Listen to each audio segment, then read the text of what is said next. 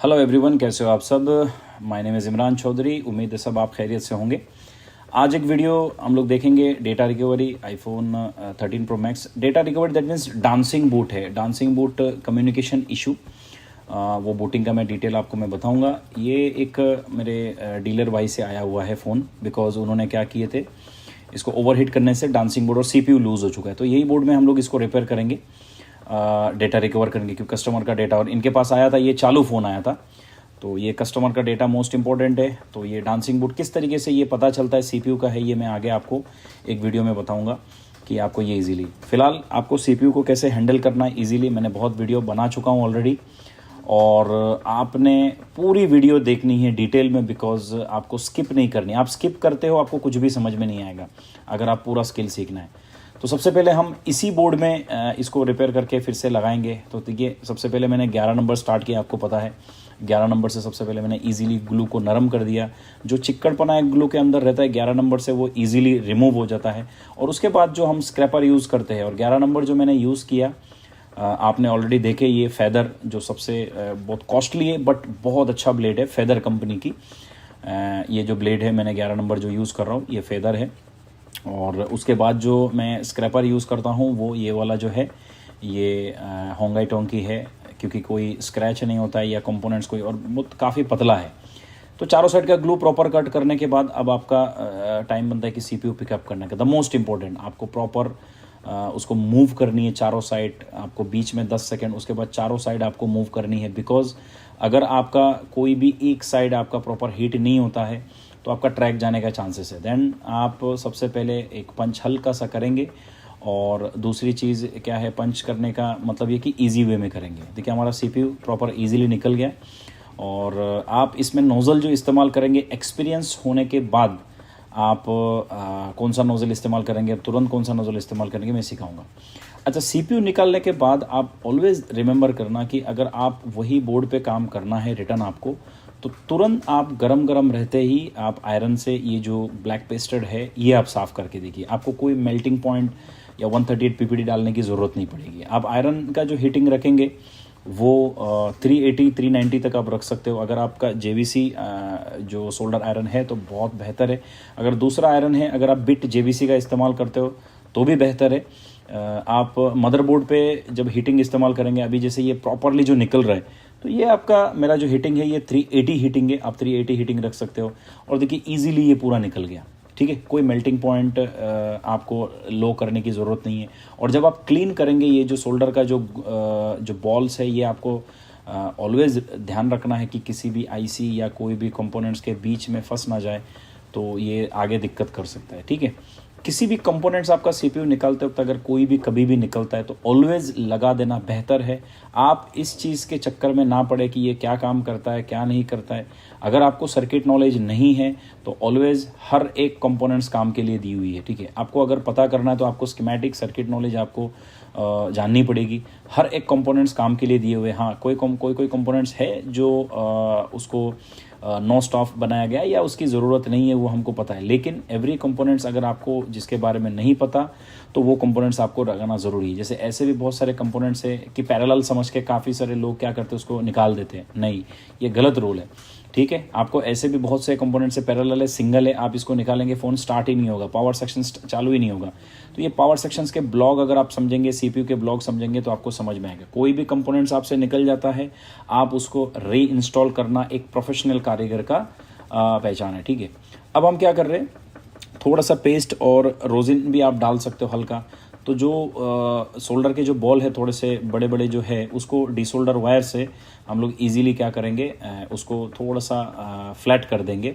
और मैं desolder wire को फोल्ड नहीं करता हूँ, मैं सिंपली इस तरीके से कर लेता हूँ, बिकॉज जो कॉर्नर्स है प्रॉपर पूरी तरीके से साफ़ हो जाता है। आप भी कर सकते हो, कैसे काफ़ी लोग फोल्ड करके भी करते हैं, नो प्रॉब्लम, फोल्ड करके भी आप कर सकते हैं। लेकिन मेरे को ज़रूरत नहीं पड़ती है, बिकॉज आप इजीली कर सकते हो इससे। जो जैसे मैं कर रहा हूँ अभी फ़िलहाल, पॉइंट पे पकड़ना, उसको थोड़ा सा पीछे पकड़ोगे तो आगे वाला जो पार्ट है वो निकल जाता है, ठीक है। तो सबसे पहली बात तो क्या है, हर एक काम एक तरीके से होता है, सिस्टम से होता है। आपको अगर नहीं समझ, अब जैसे ये डांसिंग बूट आया, मैंने बूटिंग रिकॉर्ड नहीं कर पाया इसके लिए सॉरी, क्योंकि मैं बूटिंग आपको बता दूंगा ये इसका बूटिंग क्या था। ये बूटिंग मेरे पास है, मैं साइड में डालूंगा। ये कैमरे में मतलब कंप्यूटर के कैमरा में रिकॉर्ड नहीं किया मैंने, मोबाइल के कैमरा में रिकॉर्ड किया मैं इसका। डांसिंग बूटिंग पे कैसे पता चलता है कि सीपीयू आपको रिवॉल्व करनी पड़ेगी या नैंड, ये एक अलग टॉपिक है। बिकॉज ऑफ कम्युनिकेशन आपको समझना है, I2C का प्रॉब्लम है, रैम का प्रॉब्लम है, ये एक आपका अलग टॉपिक है, ये आपको समझना है। देखिए, जब भी सीपीयू का काम करेंगे ऑलवेज रिमेंबर, आपको ध्यान में रखना है कि सीपीयू की सेफ्टी फर्स्ट आपको रखनी है। क्योंकि सीपीयू अगर आपका ख़राब हो गया, आपके हाथ में और कोई भी ऑप्शन नहीं बचा है। सीपीयू, क्योंकि सीपीयू ख़राब हो गया सब कुछ ख़राब हो गया, ये आपको ध्यान में रखना है सबसे पहले, ठीक है। तो सीपीयू का मैं बहुत सेफ तरीका आप लोगों को ऑलरेडी सिखा चुका हूँ।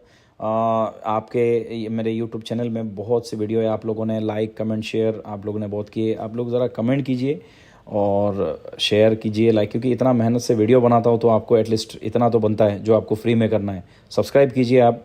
इतने डिटेल्स में मैं वीडियो बनाता हूँ, मुझे नहीं लगता कि इतने डिटेल में कोई वीडियो बनाता होगा, पर आप लोगों का सपोर्ट और ये देख के मुझे मतलब और मतलब जागरूक होता है कि मैं और भी वीडियो बनाऊँ, ठीक है।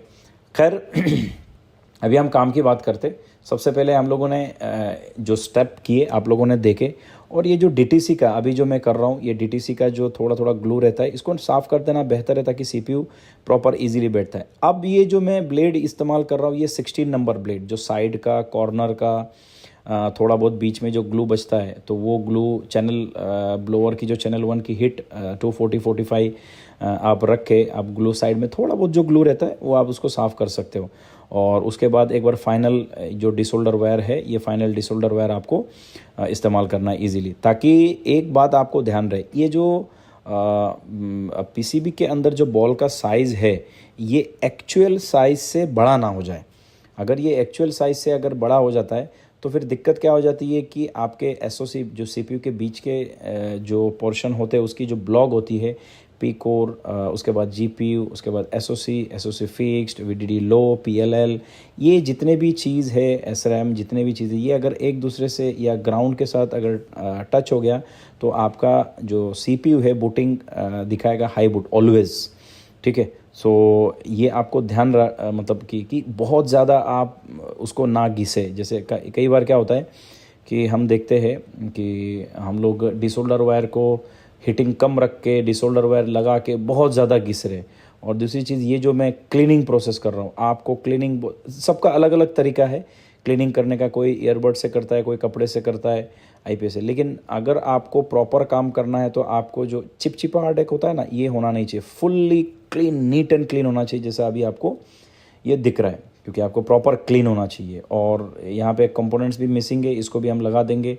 कोई भी चीज़ का हो, इसको भी हम प्रॉपर लगाएंगे। अक्सर ये काम करते वक्त हमारा इस तरीके का कंपोनेंट्स क्या हो जाता है, निकल जाता है। और ये जो एक वाइड ग्लू है, ये एक्सेस मैक्स, आपको भी पता है कि इसके अंदर कई बार जो चार्जिंग का प्रॉब्लम्स वगैरह, ये सब सारी चीज़ें इसके वजह से ही इश्यूज़ होते हैं, कोई प्रॉब्लम्स होते हैं, ठीक है। तो इसका नैंड उतरा हुआ है, नैंड उतार के किस तरीके से चेक करते हैं ये हमको पता है, मैं बाद में बताऊंगा। अब देखिए, सीपीयू अगर निकला हुआ है और नैंड से कोई अभी फ़िलहाल मतलब नहीं है, सीपीयू निकला हुआ है, तो उसकी बूटिंग आपने देखे कि जो 13 से लेके इसमें दिखा रहा है 13 दिखाया, तो लेकिन एटलीस्ट 2-3 से मतलब 1 से लेके 40 के बीच में, ये 40 के बीच में अगर A13 सीपीयू A15 सीपीयू के अंदर अगर आया तो ओके है, कोई इश्यूज़ नहीं है। और ये स्टेबल होना चाहिए, नो डांसिंग, नो फ्लैक्चुएशन, इस तरीके से कोई भी चीज़ नहीं होना चाहिए। अब यहाँ अगर हम नोटिस करते हैं सीपीयू, द मोस्ट इम्पॉर्टेंट, यहाँ पे देखिए इसमें ज़्यादा ग्लू नहीं है, मतलब बहुत ज़्यादा जो हार्ड ग्लू ऐसा नहीं है। अब इसको इजी वे में साफ़ कैसे करेंगे? सबसे पहले हम लोग इसमें थोड़ा सा 1 low melting 138 PPT and paste हम लोग ने डाले। उसके बाद हम लोग आयरन की हीटिंग जो है वो ओनली 290 to 300, उससे ज़्यादा नहीं, ये सबसे इम्पोर्टेंट है। और एक बॉल बना देंगे, मतलब आयरन की बिट हम लोग सीपीयू पे टच नहीं करेंगे, आराम से। और 10 सेकंड के ऊपर हमारा जो आयरन है, 10 सेकंड या ज़्यादा से ज़्यादा 15 सेकंड के ऊपर हमारा जो आयरन है वो सीपीयू के ऊपर नहीं चलना चाहिए। ये आपको ध्यान रहे, मतलब ये आपको पता चलना चाहिए, ठीक है। तो लगभग ये थोड़ा सा मेल्टिंग पॉइंट कर दिया ताकि कैसा है, मैं ये ग्लू इजीली निकल सकूं और उसके बाद उसको फिर रिवॉल्व करके मैं इजीली क्या कर सकता हूँ, बिठा सकता हूँ, ठीक है। अब मेरा काम ये रहेगा कि मैं एक बैंड ट्वीज़र या कोई भी लेके ब्लोअर का जो हीटिंग है, जो हमारे हॉट गन है, अगर आप 861 हीट यूज़ कर रहे हो तो उसकी जो हीटिंग टेम्परेचर है 245 आप रखिए या 250 रखिए, एंड एयर आप रखिए 50, ठीक है। और आपको ये ट्वीज़र से ईजीली हल्का, अच्छा यहाँ एक जगह पे हीट नहीं करना है, थोड़ा सा गर्म हो गया ब्लोअर हटा देना है आपको, क्योंकि CPU सेफ्टी फर्स्ट। हल्का हल्का गर्म हो गया ब्लोअर आपको हटा देना है साइड में, थोड़ा थोड़ा गर्म हुआ आपको ब्लोअर हटा देना है, ईजी वे में। कोई ये बहुत बड़ा कुछ काम नहीं है, लेकिन अगर आपको तरीका नहीं पता तो ये आपके लिए बहुत बड़ा काम है, अंडरस्टैंड। तो ये यहाँ पे जो मैं देख रहा हूँ कि इजी वे में मैं जो निकाल रहा हूँ, फास्ट फॉरवर्ड वीडियो है लेकिन आप समझ जाओगे जो तरीका देख के कि किस तरीके से मैंने ये किया हूँ, कर रहा हूँ। तो उम्मीद है ये आप समझ गए रहेंगे कि किस तरीके से करते हैं। तो ये जो नॉर्मल तरीके से ऊपर ऊपर का ग्लू हम लोग निकाले, अब बहुत सारे लोग ब्रश मारते हैं तो अब बहुत बार कंपोनेंट्स निकालने का भी चांसेस होता है, ठीक है ना। तो इसमें आपको क्या करनी है, एक डिसोल्डर वायर जो है, डिसोल्डर वायर लेके, जैसे एक नॉर्मल भाषा में झाड़ू मारना बोलते हैं, ठीक है। तो जो बड़े बड़े जो बॉल है थोड़े, तो वो आपका क्या हो जाएगा, छोटे छोटे हो जाएंगे। उसके बाद आपका ट्रैक निकलने का, जैसे ब्रश मारने के बाद ट्रैक निकलने का चांसेस नहीं रहता है। और कई लोग ऐसे होते हैं कि डायरेक्ट डिसोल्डर वायर इस्तेमाल करते हैं आयरन के साथ, ठीक है। जो यूज़ करते हैं वो उनका पर्सनल मैटर है, पर्सनल टेक्निक है उनका। लेकिन मैं ऐसा समझता हूँ कि 100% जो बेहतर है और सेफ़ मेथड है डायरेक्टली डिसोल्डर वायर, और ये डायरेक्ट सोल्डर यूज़ करना ये सेफ़ नहीं है, बिकॉज CPU हाई बूट होने का चांसेस रहता है। तो मैं ऊपर ऊपर से झाड़ू मार देता हूँ। बाकी जिनको आता है, जो करते हैं, जिनका एक्सपीरियंस बैठा हुआ है, नो प्रॉब्लम। अब मैं जो क्लीनिंग करता हूँ ना, IPA मैं डायरेक्टली प्रेशर से डालता हूँ, ताकि कैसे ये पूरा क्लीन हो जाता है। जैसे ब्रश में से थोड़ा IPA लेके फिर साफ़ करना, मैं ऐसा नहीं करता हूँ। CPU क्लीन करते वक्त आप देख रहे रहेंगे, एक छोटा सा बोतल आप ले लेना और उसमें आपको क्या करना है, डायरेक्ट IPA डालना। देखो एकदम क्रिस्टल क्लियर, एक भी दाग, एक भी बॉल और कोई भी नहीं रहेगा, ठीक है ना। देखिए CPU कितना क्रिस्टल क्लियर, एकदम फर्स्ट क्लास। आप सेम इसी तरीके से, अच्छा थोड़े बहुत जो छोटे छोटे आपको बॉल दिख रहा है हाइटेड, आपको लगेगा वो बड़ा है, उसको और फ्लैट करना है, बिल्कुल ज़रूरत नहीं है, क्योंकि वो थोड़ा सा हाइटेड है। आप जब रिवॉल्व करने जाएंगे ना तो वो ईजिली आपका रिवॉल्व हो जाएगा, क्योंकि वो हाइट नहीं है, आपको दिख रहा है हाइट, वैसा हाइट नहीं। तो उसको मतलब लेवल या इक्वल करने के चक्कर में आप CPU को हाई बूट कर दोगे। ध्यान रखना, जितना हो सके CPU के ऊपर हीटिंग कम, जितना हो सके, मेरी बात को ध्यान से समझिए, ठीक है। अब CPU का देखिए, जो क्लीनिंग, नीट क्लीन, चिपचिपाहट नहीं है, कोई पेस्ट नहीं है, कुछ नहीं है, तो ये सबसे पहले ज़रूरी है एक CPU के लिए। आप जो नीट एंड क्लीन, इत्मीनान से, आराम से आपको करनी है, ठीक है। अब हम CPU रिवॉल्व करेंगे, रिवॉल्व करके बिठाएंगे, लेकिन इससे पहले ये जो कंपोनेंट्स है मैंने दूसरे बोर्ड से निकाल दिया। निकाल के आप दूसरे बोर्ड से भी निकाल के लगा सकते हो, और अगर दूसरा बोर्ड नहीं है तो इसका ओम्स तो पता करना पड़ेगा। डायग्राम स्कीमेटिक में तो इसके दी हुई नहीं है इसकी प्रॉपर एग्जैक्ट स्कीमेटिक, क्योंकि लास्ट स्कीमेटिक जो है आपका 12 Pro Max तक आपको पता है। तो लेकिन रेफरेंस लेके हम 100% काम कर सकते हैं कि ये किस लाइन का है और कितने ओम्स का है, तो ये आपको पता है। थोड़ा बहुत जो ग्लू था वो भी मैंने निकाल दिया, और जो कंपोनेंट्स था वो मैंने उसको लगा दिया, ठीक है। तो कहने का मतलब, मैं कोई भी कंपोनेंट्स अगर निकल जाता है तो उसको लगाना बेहतर समझता हूँ, लगाना प्रॉपर काम समझता हूँ। क्योंकि आपको अगर कोई चीज़ नहीं पता तो इसके बारे में आप पहले पता करें कि भाई ये क्यों दिया हुआ है, तो आप इसको लगाओगे इजीली। तो उम्मीद करता हूँ कि आप लोग भी ऐसा करेंगे। मैं एक दिन ये बनाऊंगा कि कितने कंपोनेंट्स ज़रूरत है, कितने कंपोनेंट्स ज़रूरत नहीं, एक वीडियो बनाऊंगा। नाउ मैं CPU रिवॉल्व करने के लिए मैग्नेटिक स्टेंसिल इस्तेमाल कर रहा हूँ। आप नॉर्मल स्टेंसिल भी इस्तेमाल कर सकते हो, नो प्रॉब्लम। मैग्नेटिक आसान रहता है, अच्छा रहता है, ठीक है। और जो PPD इस्तेमाल कर रहा हूँ मैं, एक नॉर्मल सी ब्लेड है जो मैग्नेटिक ना हो, लोहे का ना हो, उसमें पकड़ लेता है। तो 183 PPD इस्तेमाल कर रहा हूँ, और भर के नहीं लगा रहा। आपने देखे रहेंगे मैं एकदम नॉर्मल तरीके से PPD लगाता हूँ। मेरे जो दूसरे वीडियोज़ है आप उसमें भी देखना, और फुल फिल प्रॉपर हुआ। और एक ट्वीज़र पकड़ के ब्लोअर का जो हीटिंग है 300 हीटिंग, और एयर अगर 50 या 60 रहेगा, आप एयर 50 या तो 60 एयर रख के आप क्या कर सकते हो, इसको आप हीटिंग कर सकते हो इजीली। ये बॉल बन जाता है। आप डायरेक्ट CPU के ऊपर हीट नहीं करना है, बाहर आ जाता है। आपको कॉर्नर से धीरे धीरे हीट करते हुए जाना है। और अब जब ये हीटिंग हो चुका है, बॉल बन चुका है, तो आपको डायरेक्ट उठाना नहीं है, पहले अनऑक्सीडाइड बॉल देखनी है। बहुत से बॉल ऐसे होते हैं जो वो अनऑक्सीडाइड है कि उसमें क्या नहीं हुआ, जैसे नीचे नीचे काला काला रहता है ना, तो वो रहेगा तो थोड़ा सा पेस्ट डाल के फिर हीट कर दीजिए, निकल जाएगा, मतलब वो लग जाएगा प्रॉपर। अब CPU को थोड़ा सा पेस्ट डाल के एक फाइनल हीट मारेंगे तो बेहतर है। क्यों? क्योंकि कुछ कुछ बॉल थोड़े से साइज़ में मतलब साइज़ तो एक ही होते पर उसके जो डिज़ाइन होते थोड़ा सा आड़े टेढ़े बॉल हो जाते हैं, ठीक है ना। तो उसको हम लोग क्या करेंगे, फाइनल हीट मारेंगे आफ्टर रिवॉल्व कंप्लीट होने के बाद। जैसे देखिए आप कितना अच्छी तरीके से ये प्रॉपर CPU एकदम क्रिस्टल क्लियर होगा, आप देख सकते हो, बहुत अच्छा। क्योंकि आप और कोशिश करिए CPU one shot, that means एक ही बार में रिवॉल्व, बार बार आप 2-3 बार 4 बार रिवॉल्व ना करें। अब देखिए एकदम नीट एंड क्लीन वर्क आपको करना है। नीट एंड क्लीन मतलब आप कोई काम देखने के बाद आपका ऐसा पता चलना चाहिए कि भाई काम किया, कोई कचरा नहीं, नीट एंड क्लीन एकदम पूरा सही है। आप भी ऐसा कर सकते हो, कोई बहुत बड़ा काम नहीं है और इजीली कर सकते हो आप, नॉट बिना टेंशन।